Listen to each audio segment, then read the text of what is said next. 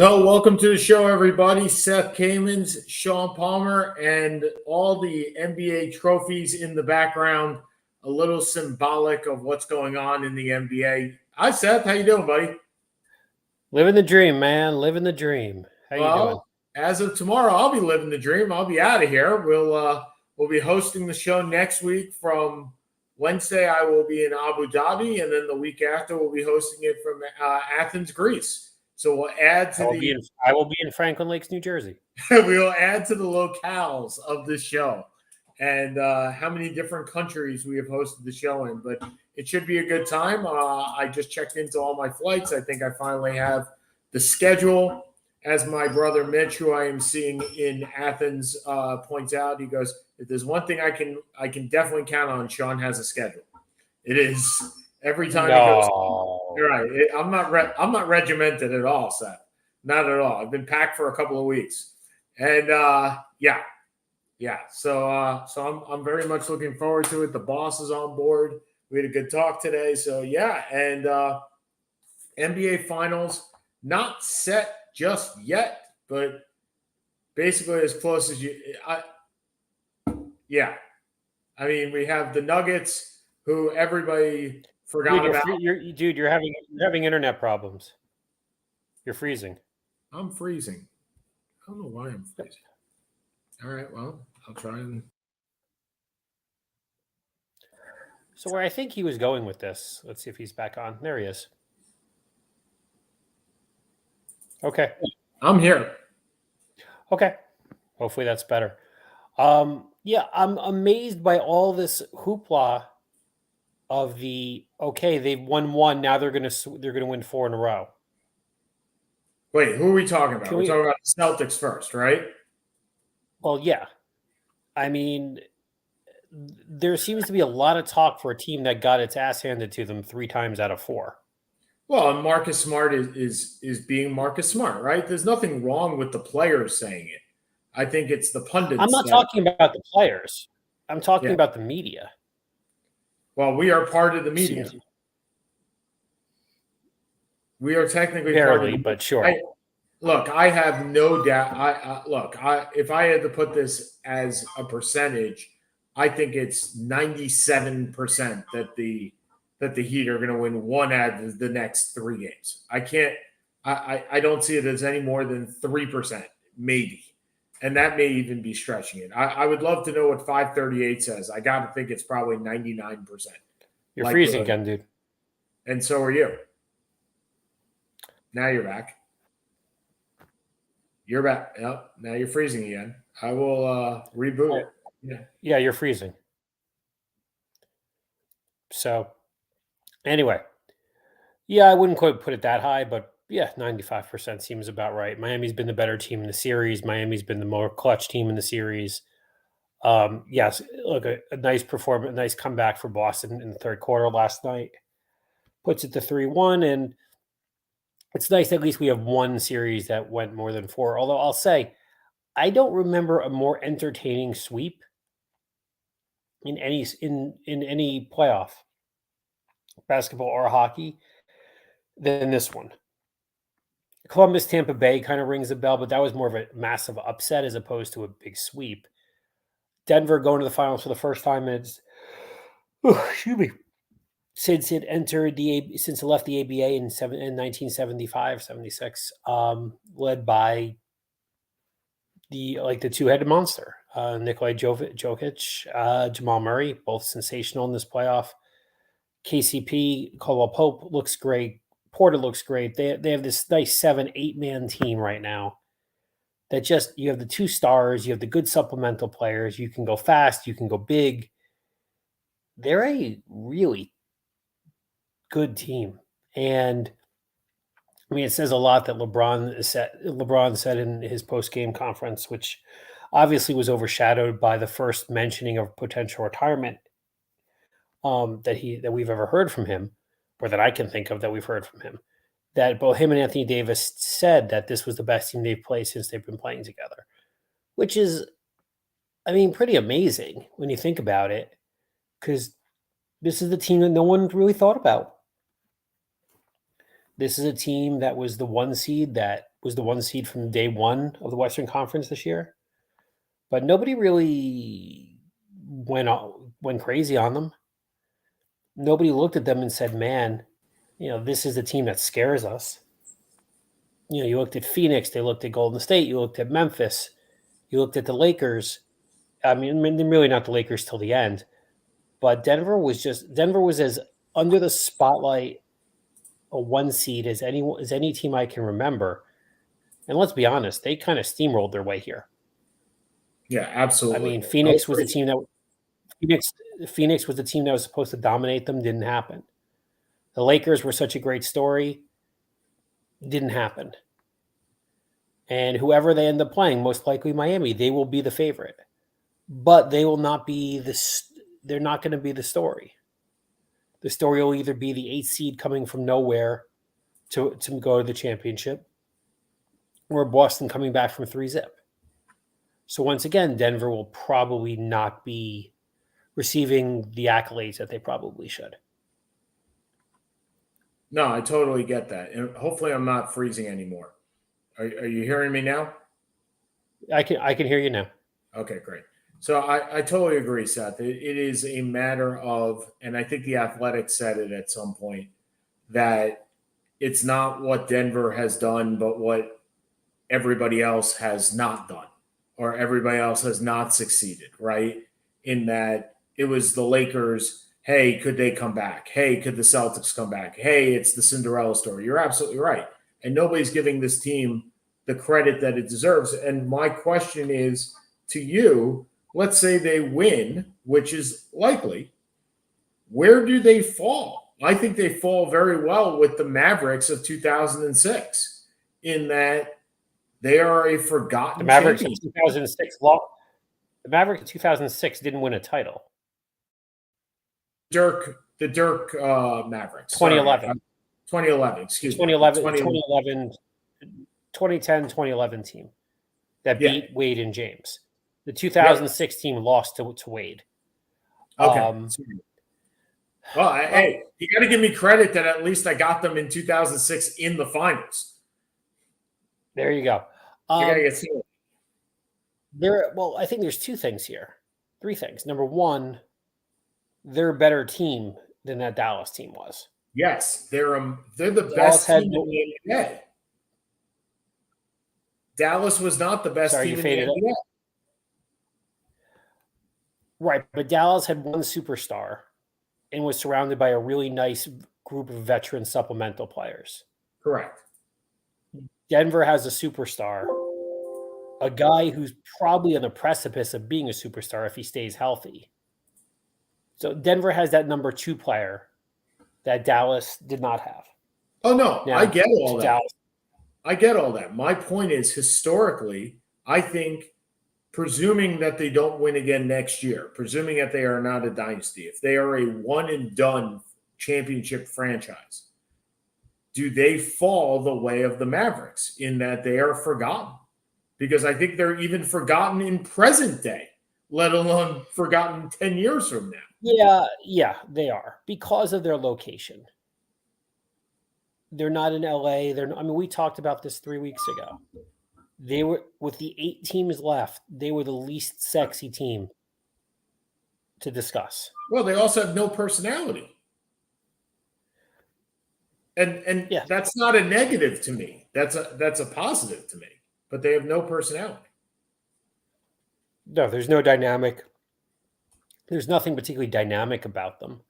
I mean, they're players who play a dynamic game. Murray plays a really fun game. We've talked about how Jokic is kind of a combination of Walton and Sabonis. The way he plays. And if you saw some of the shots that he hit, my goodness. The over the head 3-pointer, geez. Who does that? That's a shot I take, and there's no chance of me ever making it.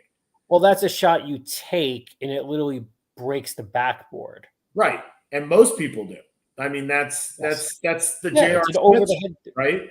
That's the J.R. Smith heave at the end of at the halftime, and why it's funny. He had Jokic. There are players, and I remember this was a couple of years ago. ESPN ran a stat about how many players want to take that shot at the end of the half. And then there are players that shy away from that shot at the end of the half because it's going to ruin their percentage. And J.R. Smith said, I'll take it anytime, anywhere, and except when they're tied and he needs to shoot the ball. But there's always going to be that. But Jokic has no problem doing it, nor should he. He's the MVP. He's the best. Look, Embiid may have won the MVP this year, but Jokic is the best player in the NBA. I think he's proving it time and time again. Now, let's talk about probably the third best player in the NBA. The one that is supposedly thinking about retirement, and the one that is no way going to retire. None. Nobody walks away from $47 million. I don't buy it. There's too much going on. There's too much of he's wanted to play with his son. Well, he's 1 year away from that, right? Literally 1 year away. Well, the question also is, does he take a year off? Well, if he takes a year off, then his contract tolls. If he doesn't take a he's year still off, under contract with the Lakers, which by no means does that confirm that they're going to. I mean, there's no reason to think that they're going to get Bronny, and we don't even know if Bronny's good enough to come out after a year. Correct. We do know he is playing at USC. That is what we do know. As of right now, anyway, with NIL and transfer rules, he could transfer them all. Well, look, if there's one guy who doesn't really need the NIL, it's probably LeBron James's son. Just a basic thought. Well, that brings up another player that while LeBron may not have retired, Carmelo did. And I wanted your thoughts on Carmelo. Look, I have my own thoughts. You're too close. What? You're too close. No, I'm an apologist for Carmelo. Yeah, that's what I'm saying. You're too close. Yeah, I think that Carmelo is probably in the top 5 scorers of all time. 5 scores, pure scores. I don't think he's in the top 5 players, anywhere close to the top 5 players. I don't think he's in the top 30 players. Maybe not even the top 50 players. I'm saying. Would you have him in your top 75? He's the 9th leading scorer of all time. No, he has the 9th most points. That is the leading scorer of all time. No, I would love to see. What are his percentages? Wait, how do you judge the leading scorer of all time? I typically think of it as average. Okay, hold on. Okay, so if we go by average, right, then Elgin is 3rd, Durant is 4th. Oh yeah, it's a different way to think. It's a different game, right? I mean, Bob Pettit's 9th, Gervin is 10th. I think Carmelo is probably a better player than George Gervin. I do. 16th is Harden. I'll take Melo over Harden. I wouldn't. No? No. I mean, would you take Melo over Donovan Mitchell, who's 19th? Come on. Probably. Really? No. I mean, what exactly is Carmelo better than as an NBA player? Right. Other than scoring, what did he do? So Carmelo's 34th, by the way. Just as a point. He averaged 22.5 points per game. And if you take out the last 4 years of his career, which he basically was playing backup minutes. Yeah, I understood. Right? Yeah, I get you. He's averaging 24 points per game. So you asked me what you asked me. On about 44% shooting. Yep. I'm just doing a quick and dirty look. Yep, 35% from 3. Now, to be fair, his average was his 3-point average was probably, if you take out the last 4 years, his overall shooting percentage is probably higher. Well, I got it right here. His 3-point shooting percentage is lower. So if you just go year 1 to the last All-Star year, so from 19 to 32. Okay, so Okay, say the last year in New York. Yeah, that's what I'm going. So he's 45% field goal percentage, 35% from three, averages 25 points a game. Yeah, he was a really good scorer. By the way, also averages close to 7 rebounds per game and 3 assists a game. 3 assists a game, that's really going to move the needle. No, I'm not sure for a 3-4 who was what 6'9", 6'8", 6'9". Yeah, that 7 rebounds really moves the needle a hell of a lot either. So Gervin is 25 points a game, 5 rebounds, so one less rebound. And Gervin was a 2 guard. I understand. I am just saying. So he's an Adrian Dantley because they're the same. He's a better player than Dantley, but it's very difficult because Gervin played before the 3-point era. Sure. And he was a great shooter, so it's hard to gauge. His best comparison, top to bottom, his best comparison is Bernard King. Yeah, I can see that's his best comparison. But Bernard King averaged 22.5 points a game, spot on to what Carmelo did. 5.8 rebounds. Carmelo did 5.7. 3.3 assists. Carmelo did, I think we said it before, 3.5. The only difference is Carmelo has the Olympics and has a national championship. Carmelo, ironically, will be better remembered as one of the greatest Olympians of all time from a basketball standpoint, as one of the greatest one and dones of all time, based on what he did at Syracuse, and that that Detroit skipped him to pick Darko Milicic. I mean, he was a good scorer. I don't think he was a great scorer. I think he was not a wonderful. Now, to be fair, he didn't play with phenomenal teammates either. Nope.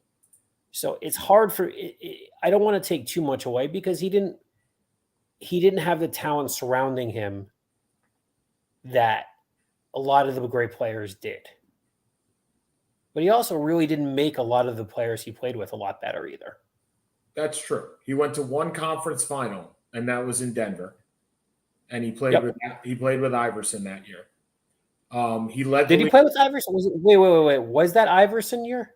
That's the Iverson year, 2009, 2000. I didn't think it was. Yeah. Okay, it's possible. I could be wrong. I'm 99% sure they got him specifically for that, believe it or not. Hold on a second. I'll look it up. But I believe that's the Iverson year, 2009, 2008, 2009. 2000. Nope. Am I missing it? Nope. He didn't play with Iverson? I thought he played 1 year. Chauncey Billups was on that team. What's that? No, he did. He played with Iverson 2008, 2009. No, he didn't. I'm literally looking it up right now. Yeah, look up 2008, 2009 Denver Nuggets. He absolutely did. Yeah, I am. Yeah. Did not. Then I'm on the Wikipedia page. Yeah, and I'm on the basketball. Hold on.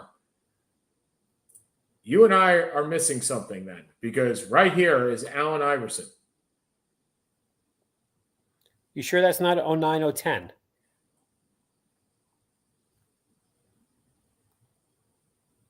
Too weird.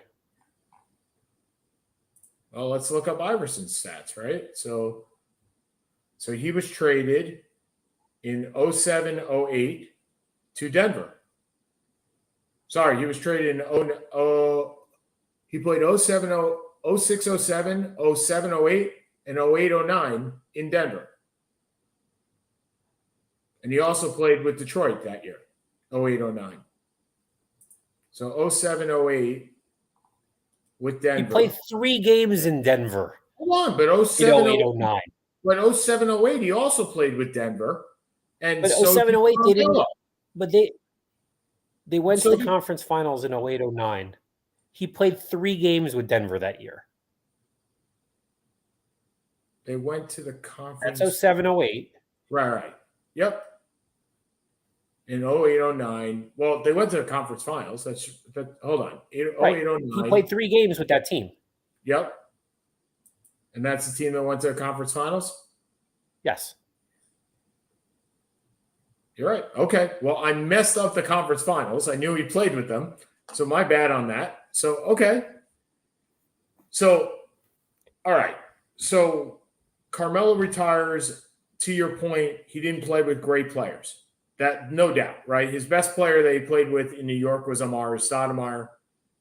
The best player he played, Stoudemire. Yeah, the best player he played with in Denver was Allen Iverson, even though it wasn't in the conference finals year. But that was the best player he played with, and that's why. Yeah, and didn't play with either of them in their prime, admittedly. Correct. But so, we were talking about the Dallas team. Yeah. Where Nowitzki was able to carry the team to a championship as the only star player. Barkley in Phoenix was able to take Phoenix to the finals as the only star player. Barkley was the only star player? Kevin Johnson wasn't an all-star star player? Kevin Johnson was hurt every other game for 6 years. Okay.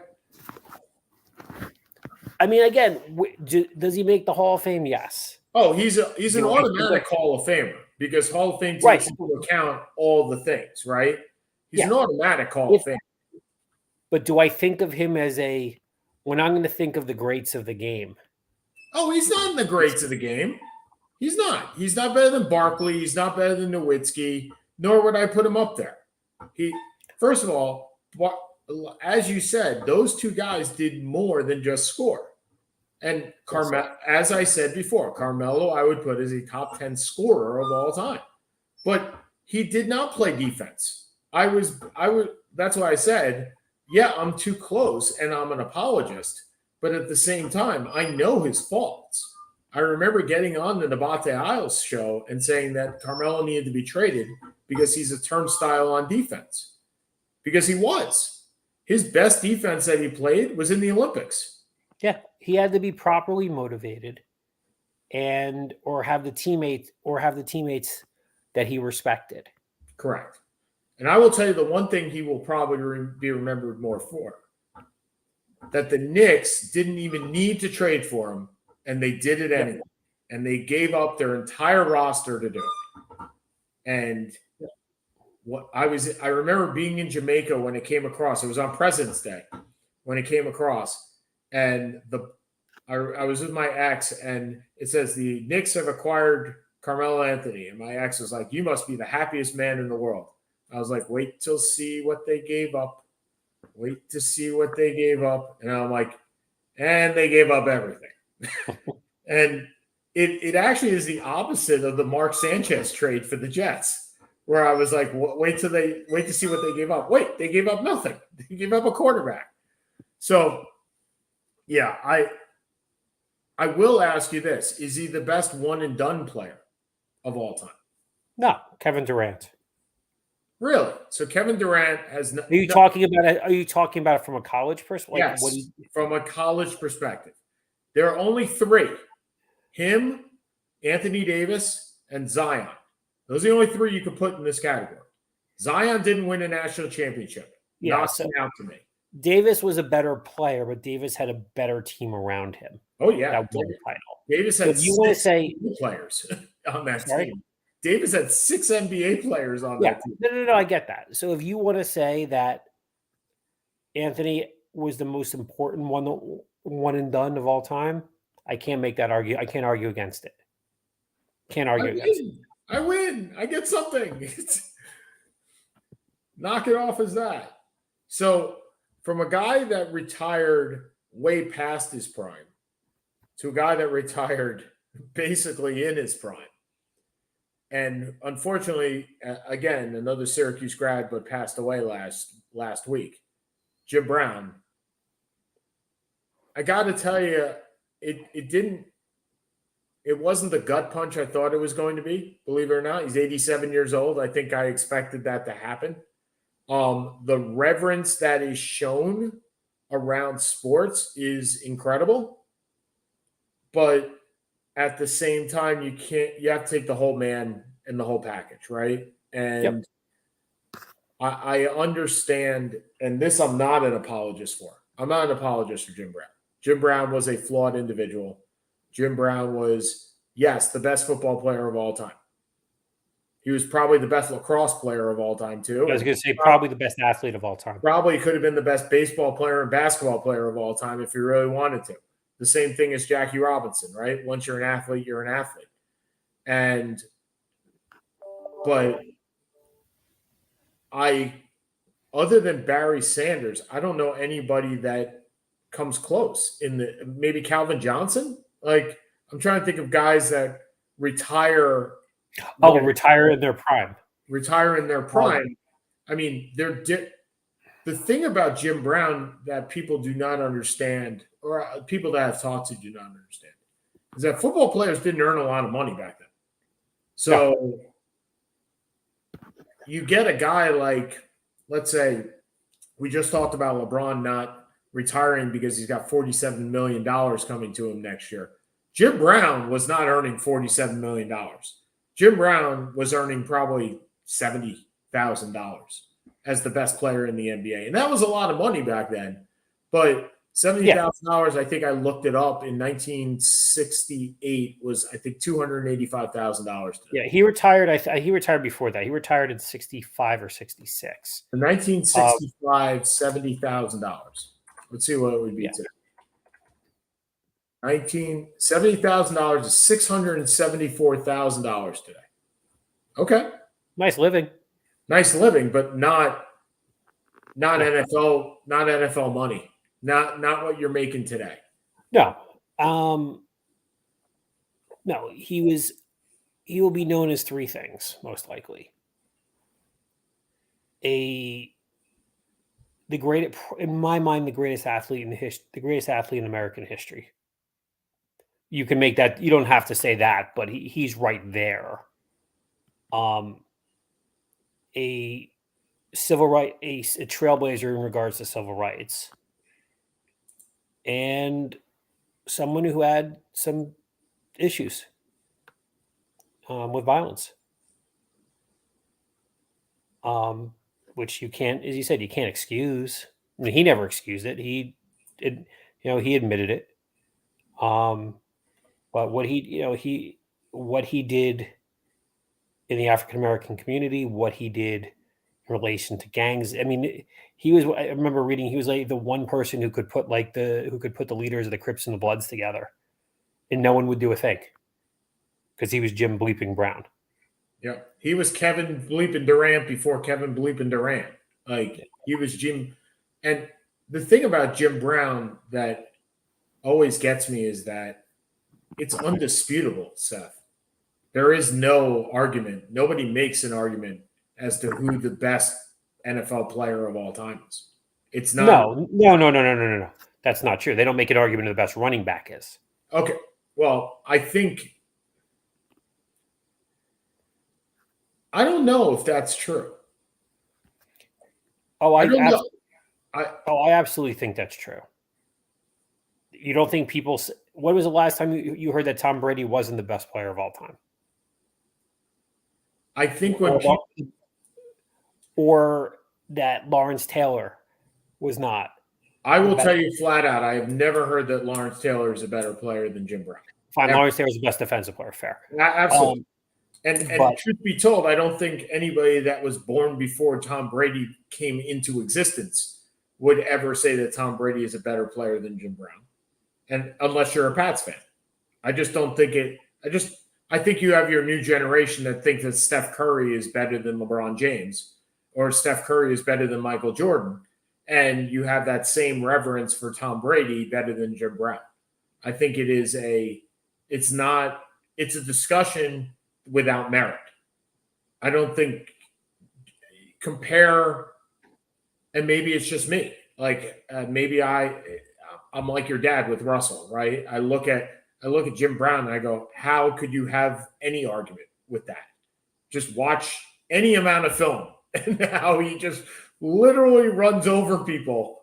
That he was built like a linebacker with 4.4 speed. I believe he led the league in rushing 8 of the 9 years he was in the league. Yes, 8 of the 9 years. Yep. And averaged 5 yards a carry for his career. He won one title, I think, in '64. Yeah, he's the best player of all time. As you said, he would have been the best. He was the best, probably the best lacrosse player of all time. I believe he could have played varsity basketball for Syracuse. Yep. He did track. He was there. I'm not sure who the comparable athlete would be. Oh, I got one. I got one in my brain. Bo? No. LeBron, when he came out of high school, he was so much bigger than everybody else. If LeBron went to college, he still would have been bigger than everybody else playing his position. He was just a natural marvel of his size compared to everybody else. George Mikan's another one. Now, I don't, just because of the comparison between his size and everybody else that played, it's not necessarily the skill level. I'm just saying he was just so much bigger than everybody else. You look at those old NFL films and you see how much bigger he is. By the way, credit to the Sables, Steve and Ed, because without them, we don't have any of this. So any of these films. So I don't know. You wonder how we got all this, and it's credit to them. But anyway, yeah, I think LeBron's the best comparison over sports as to how much bigger you are than everybody else. And he just was. He just ran over. Right. I was thinking about it more from a multi-sport standpoint. Okay, he's Jackie Robinson. Jackie Robinson ran track. He played college basketball. Yep. And he played college baseball and was a running back for UCLA. And then obviously Bo was Bo, right? And the unfortunate thing about Bo is we never got to see Bo. I mean, we got to see what, a season of Bo? I think he had one great season, one or two mediocre ones. Yep. When he ran over Brian Bosworth. Yep. And I guess you can put Dion there too. But Dion wasn't a great baseball player. He's a good baseball player, not great. Good baseball player. But and I think it comes down to how good. I go back to when Michael Jordan tried to play baseball, right? He batted what, 215 in Double-A, right? Or 220 or 230, whatever he batted. He didn't play incredibly well in Double-A. No. Do you know how hard it is to hit 230 in Double-A when you haven't played baseball in like 15 years? Like, you haven't picked up a bat. Right. I think that in itself is talent, right? And I mean, Jerry Reinsdorf said it, Jerry Krause said it. If he had stuck it out, he would have made the majors. I have no doubt that he would have, for the same reason that Jim Brown could have done anything Jim Brown wanted to do, and Jackie Robinson could have done anything they wanted to do. And Bo and Dion did. So, yep. Yeah, I think. But go ahead. I'm sorry. You were about to say something. No, I'm good. I was about to say, when Sports Century did their top 100, and this is when we were in college, right? Or I was a little bit after, because I was in law school, so I was up at Syracuse, so I knew it was happening during that. And Jordan was number 1. Yep. That boggled my mind. I'm not sure it did everybody else, but that boggled my mind. I thought it would either be Jackie or Jim Brown. And maybe I am the opposite of most, where I look at the past and think it's more impressive than the present. Yeah. And I overcompensate that way, which may happen. But I was actually astonished when Michael Jordan was number 1. I wasn't, because, again, this is ESPN trying to publicize. Sure. You're right. And if Jesse Owens is number 1, how much big a draw is that going to be? Correct. You're right. I actually have that list open right now. And it goes Jordan, Babe Ruth. Yep. Muhammad Ali, Jim Brown, Wayne Gretzky, Jesse Owens, Jim Thorpe. Top 7. Okay. So track got the short shaft. Yeah. Well, I mean, you're right. Yeah, it's Jesse Owens, great, amazing, won 4 gold in 32, but is that real, in Germany in 32 I or think it was 36? 36. It was 36. 36. 36. It's off the top of my head. But is that a draw? Right. I mean, Jordan, look, you look at those athletes, Ruth is probably unconditionally the best baseball player of all time. Ali is not there for the boxing per se, although he was a great boxer. It's everything that came with Ali.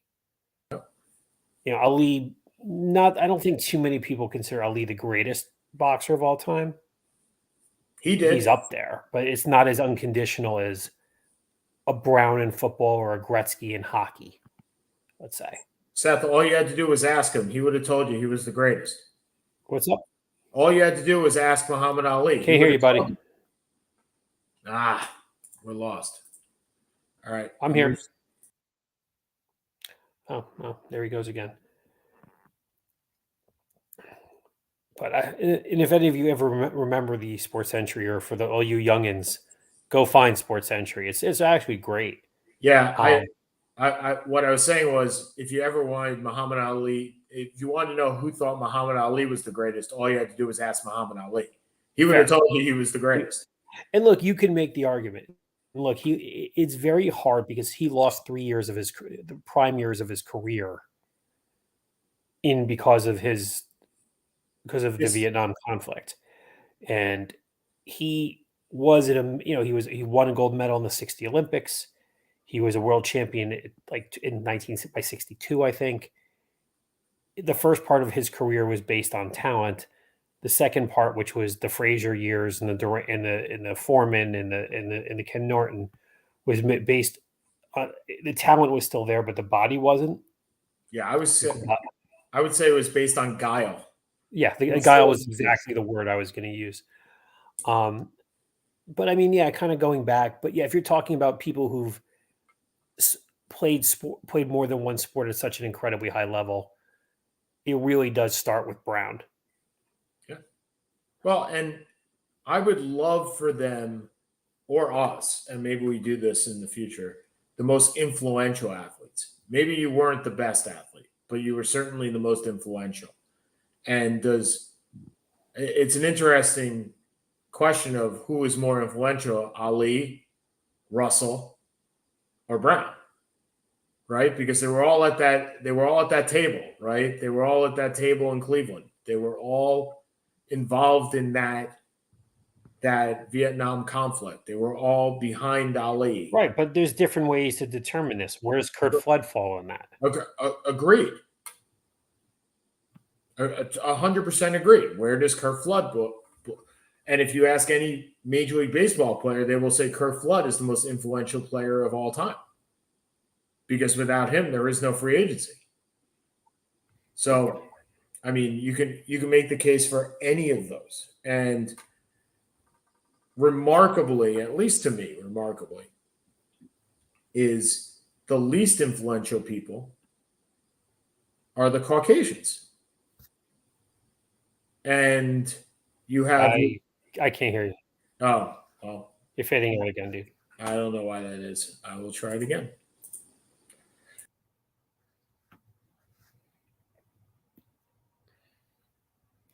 Well, but also depends on what you determine to be influential. Jordan was not influential from a civil rights standpoint, but from an advertising standpoint, nobody's had more influence than Jordan. That's correct. By the way, if you want to smile and if you want to smile and you want to get chills, bring up. Dude, no idea what you're saying. I can see and hear you, but I guess you can't see and hear me. I can hear you fine now. Okay. If you want to get chills, and I mean real chills, if you're of our age or somewhere around our age, bring up the first Be Like Mike commercial on YouTube and just watch it. And you'll be singing along. And for those that are younger than us, which is probably the predominant amount of people that might listen to this cast, just put in Be Like Mike Gatorade on YouTube, and you have to understand how special those commercials really were, because everybody at the time wanted to be like Mike. It was there was no you wanted to be like Magic, you wanted to be like Bird, and then all of a sudden, no, I don't want to be like either one of those guys. I wanted to be like, nope. I mean, Seth, I don't know. You probably played in your driveway the same way I did with friends, where you would pick your team, right? Is I get these guys, you get your guys, right? And I will tell you, Michael Jordan was off limits. He was not allowed to be picked. He was not allowed to be picked because it was not fair. You could It was like picking the Chicago what do you call it, Blackhawks in NHL '94, picking Jeremy Roenick. That's right. You never played with that team. That's right. And the thing was, Jordan was so special because he wasn't even on NBA Jam. Nope. Because his likeness was not allowed on NBA Jam. He did not have NIL. No, he did not. And it is that time, at least to me, was really special. And maybe it's because we get to see every single athlete now that maybe it's less special, right? Like you saw that NBA game of the week was the day you got to see Michael Jordan once a week. And if you got to see Michael Jordan once a week, I mean, the NBA finals against the Lakers are the most memorable finals to me of all time. And it was not an exciting finals by any stretch of the imagination. But all you remember is this. Well, no, that was not the Lakers. That was the Blazers. Oh, that was the Blazers. You're right. I'm sorry. That was the Blazers. You're right. Where he did that, he knifed through and he couldn't believe what he did. I mean, it was. Well, he hit 6 3-pointers in a half. Yeah. Yeah. Which unfortunately is a normal Wednesday for Stephen Curry. But different era. Well, and that's the point, right? And that's the point. So it is, yeah. And now I will tell you, Jordan is looking to sell supposedly the Hornets, and I'm not sure the NBA would be better with him out. Like he's being rather quiet as an owner, but he has his hand in the cookie jar. I mean, maybe it's me. I think you're looking more into it. He's been a pretty nondescript owner. His team has not done anything. They've never been remotely relevant. You know, and he's owned them for what, 15 years, give or take? Give or take. So he wants to sell. Go ahead. I think it was interesting. There was an article in The Athletic yesterday that said if he had won the lottery, the Hornets might have been worth $200 million more than what they were today. Definitely possible. Yeah, definitely possible. So just yeah. So we have the Nuggets in, we have the Celtics likely to be out, which just tells you how much I value the Heat being in. And in the NHL, you have the Stars on the ropes. And in the East, you see all the GM changes being made, and the Panthers right now 2-2. No, it's not 2-2. It's 3-2. Oh, it's 3-2 now? Okay, it was 2-2. Panthers are up 3-2? Yep. And on their way to make somehow a sweep. A sweep as the 7th seed. I thought they were the 8, but yeah. No, the Islanders were the 8. Okay. Panthers were the Which is more unlikely, this or the Heat? Well, and I think that was going to be my next question. Are you in favor of the play-in? It's like the last wild card that gets into the Super Bowl, right? It's the Giants that make the Super Bowl. It's the 2011 Giants. Yeah, I mean, this beating the difference. Yeah, actually, it's comparable more to the 2007 beating the Patriots, because you beat possibly the best regular season team of all time in the Bruins. You demolish. I forget who you played in the second round. Who did they play in the second round? Didn't they play Toronto? Yes, they played Toronto. They demolished Toronto. Yep. And then they're demolishing Carolina, who was really the number 2 team in the East. Yeah. Where it looks like it's going to be a sweep. Where is this coming from? And now, and now they're going to get to play the Western Conference, where very much they're in some ways like the Heat, but in other ways they're very much like they won't be the story, right? It won't matter. They're not the story. The story is going to be who's coming out of the West. And in some ways, that's very much like the Nuggets, right? It's the opposite. The Stars and the Golden Knights. Because whoever. Why do you think the story is going to be who's coming out of the West? Because I think people underestimate the Panthers. Regardless, they're the 7th seed. They made the playoffs the last game of the season.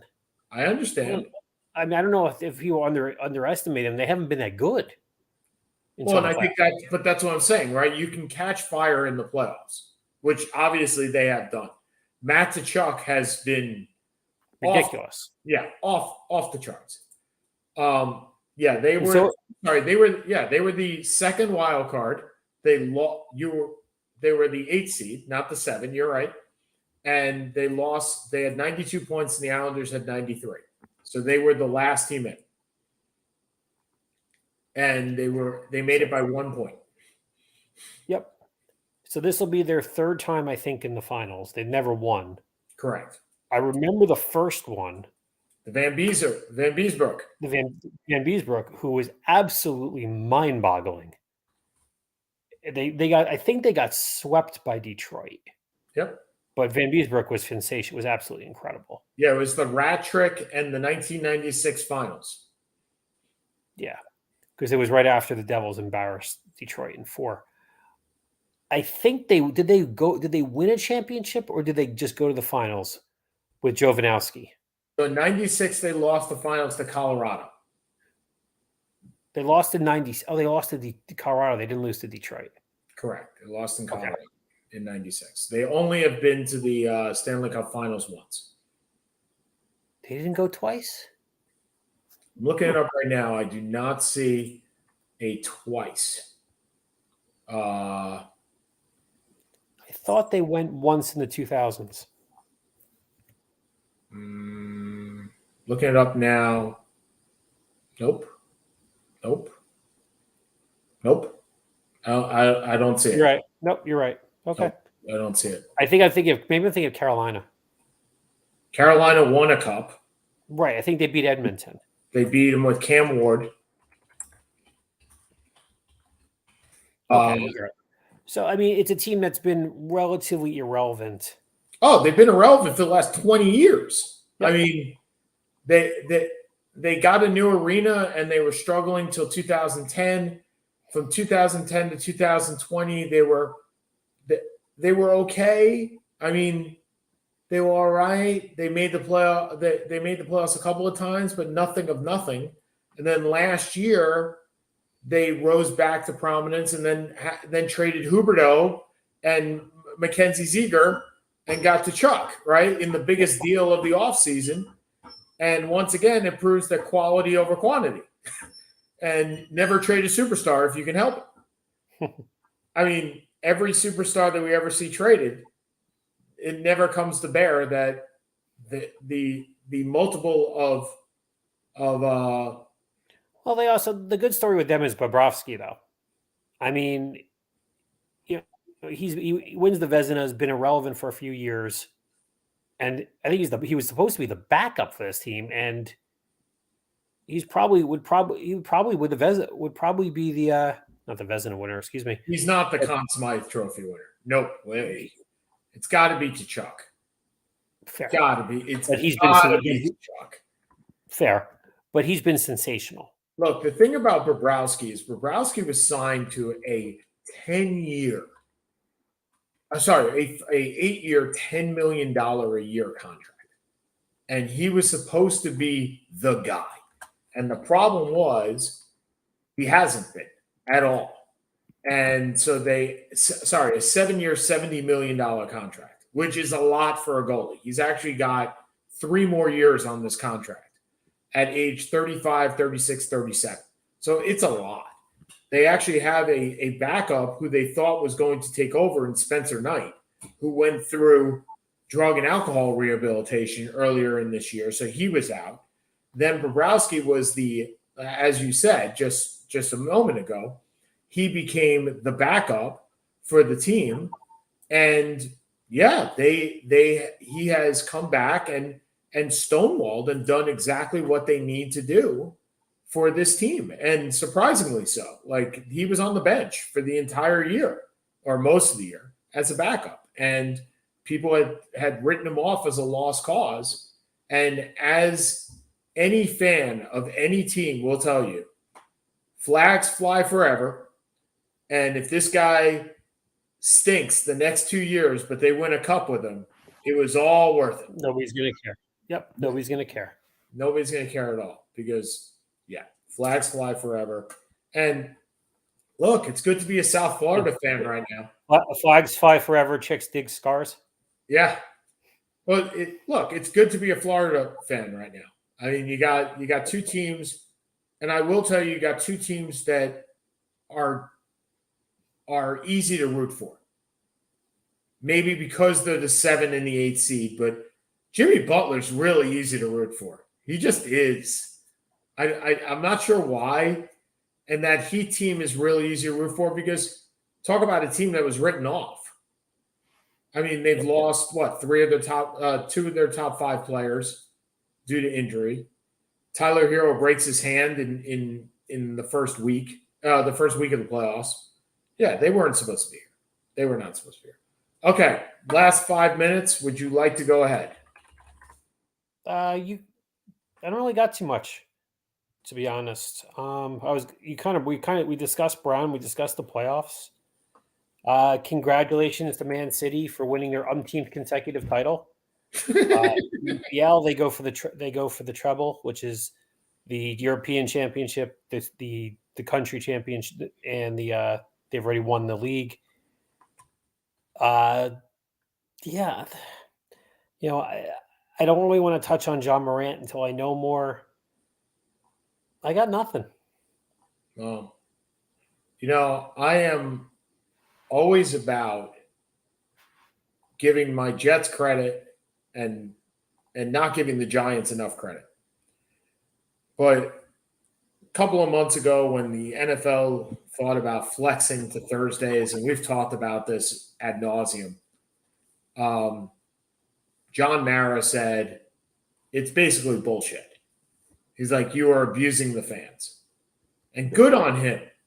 And bad on Roger Goodell, who this week passed that with 28 days, you can move a Thursday night game. And with the 28 days, I got to tell you, Seth, I truly believe it won't be used this year.